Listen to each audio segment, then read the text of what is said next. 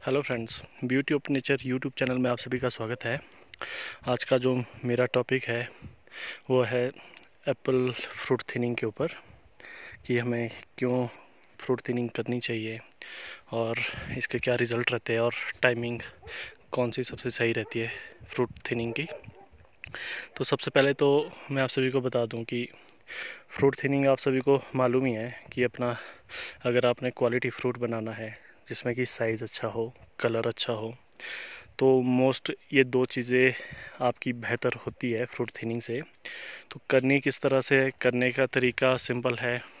ये आपके 5 फ्रूट है, इसमें से कौन सा आपने सिलेक्ट करना है। इसमें आपका जो सबसे बड़ा फ्रूट है उसको आपने रखना है। मोस्टली ये सेंटर वाला फ्रूट रहता है जिसको हम किंग ब्लूम बोलते हैं, तो वो वाला फ्रूट रखना है आपने। तो क्रॉप लोड आप अपनी टहनी देख के भी रख सकते हो कि मान लो किसी टहनी में कम फसल लगी है तो वहाँ पे आप कहीं पे आप डबल डबल पर्स पर डबल 2 दाने भी रख सकते हो। लेकिन जैसे आप इस टहनी में देख पा रहे हो, इसमें बहुत ज़्यादा क्रॉप लगी है, तो इसमें हम क्या करेंगे, सिंगल सिंगल स्पर पे सिंगल फ्रूट रखेंगे, ताकि जो इस ब्रांच के ऊपर जो लोड है वो भी कम रहे और फ्रूट भी अच्छा बने। और साथ में हमने ध्यान रखना कि कई बार क्या होता है, जो सेंटर वाला फ्रूट होता है उसकी शेप कई बार सही नहीं होती, तो उस बेस पे हम कई बार दूसरा फ्रूट भी रख सकते हो। जैसे कि यहाँ पे आप देख पा रहे हो, तो इसमें ये जो सेंटर वाला फ्रूट है उससे ज़्यादा बड़ा ये साइड वाला फ्रूट लग रहा है। तो आप इसमें कई बार होता है कि जो बीच वाला फ्रूट है आपका, उसकी शेप या साइज़ किसी वजह से कम रहता है, तो आप उसमें से किसी और को भी चूज़ कर सकते हो।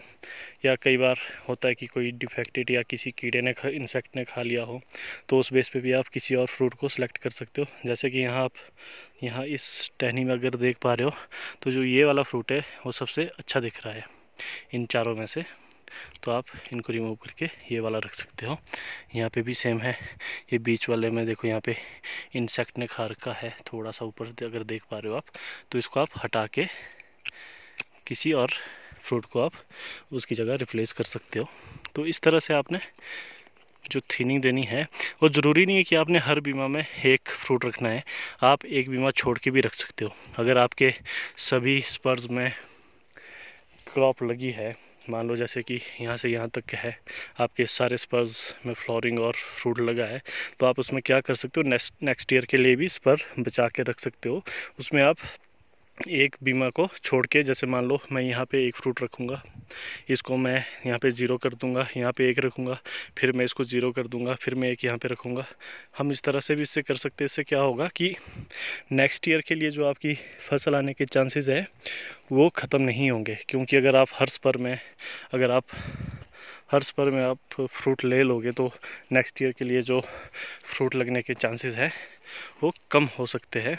इसलिए आपने फ्रूट थिनिंग में हमेशा ध्यान रखें कि अपने हिसाब से, कि ब्रांच पे एक्स्ट्रा लोड ना पड़े, कि आपने थिनिंग करी लेकिन आपने हर स्पर में रख दिया, लेकिन उसके बावजूद भी आपका साइज़ नहीं बन पाएगा अगर वो आपकी ब्रांच से ज़्यादा लोड दे रहा है। तो और साथ में आपने ध्यान रखना कि कुछ लोग सोचते हैं कि अभी डबल डबल रखते हैं या थिनिंग नहीं देते हैं, क्योंकि हमारे मोस्टली जो जून ड्रॉपिंग होती है तो फार्मर्स डरते हैं थिनिंग देने में, कि अगर अभी थिनिंग दे दी तो जून में दोबारा से ड्रॉपिंग हो जाएगी। लेकिन ऐसा नहीं है, अगर आप अभी थिनिंग दे रहे हो तो जून में आपकी थिनिंग नहीं होती है। जो जून ड्रॉप होता है वो कम होगा, वो सिर्फ वही फ्रूट होगा जिसमें जो कोई आपका कम पॉलिनेशन की वजह से फ्रूट अभी सेट हुआ है, और वही ड्रॉप होगा। क्योंकि बाकी जो फ्रूट जून में ड्रॉप होता है, एक तो नंबर 1 जिसमें आपका पॉलिनेशन वीक है वो वाला ड्रॉप होता है। बाकी कौन से ड्रॉप होते हैं, बाकी होते हैं कंपटीशन की वजह से। अगर 5 फ्रूट है, उसमें से क्या होता है कि 3 फ्रूट जो अपना न्यूट्रिशन पूरा ले लेते हैं और जो बाकी के 2 है वो नहीं ले पाते हैं, तो वो ड्रॉप हो जाते हैं। लेकिन आपकी जो जून ड्रॉपिंग है वो इतनी ज़्यादा नहीं होती है, वो आप मान के चलो 5 से 10% के आसपास ही रहती है। 5 से 10% भी बहुत है, लेकिन उसमें आपका जो फ्रूट क्वालिटी है वो नहीं बन पाएंगी। वो वहाँ पे आपके सारे वहाँ पे आपके सारे जो एप्पल्स है वो सिंगल सिंगल नहीं रहेंगे, वहाँ पे आपके गुच्छेदार रहेंगे कि कहीं पे 5 दाने हैं, कहीं पे 4 है, कहीं पे 3 है, कहीं पे 2 है, एक फ्रूट बहुत कम रहेगा, लेकिन मोस्टली वहाँ पे गुच्छों में रहेंगे 3-3 4-4 सेब।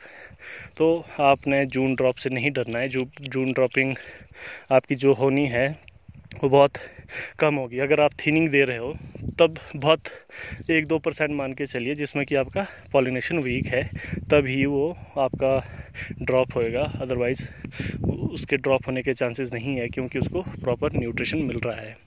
तो यही है कि आप, और साथ में छोटे पेड़ों में आप इजीली थिनिंग कर सकते हो, कोई ज़्यादा दिक्कत नहीं है। बड़े पेड़ों में तो टफ रहता है, लेकिन आजकल जैसे आप एसटीपी की तरफ जा रहे हो या फिर नज़दीक प्लांट्स लगा रहे हो कि नज़दीक छोटे प्लांट्स रखेंगे, तो उस छोटे प्लांट में यही फ़ायदा है कि आप क्वालिटी अपनी ज़्यादा बढ़ा सकते हो थिनिंग देकर। उससे आपको मेहनत जो है, थिनिंग एक बड़े पेड़ों में थिनिंग देना बहुत टफ रहता है, लेकिन छोटे पेड़ों में आप इजीली थिनिंग कर सकते हो। तो इस तरह से थिनिंग जो है बहुत ज़रूरी है आपकी साइज़ के लिए, आपका कलर के लिए और प्लांट हेल्थ के लिए। उससे आपका प्लांट की हेल्थ भी सही रहेगी, ग्रोथ अच्छी रहेगी, और एक्स्ट्रा जो वर्डन है वो भी नहीं रहेगा, और आपका जो साइज़ और कलर इशू रहता है प्लांट्स में वो भी दूर हो जाएगा। धन्यवाद।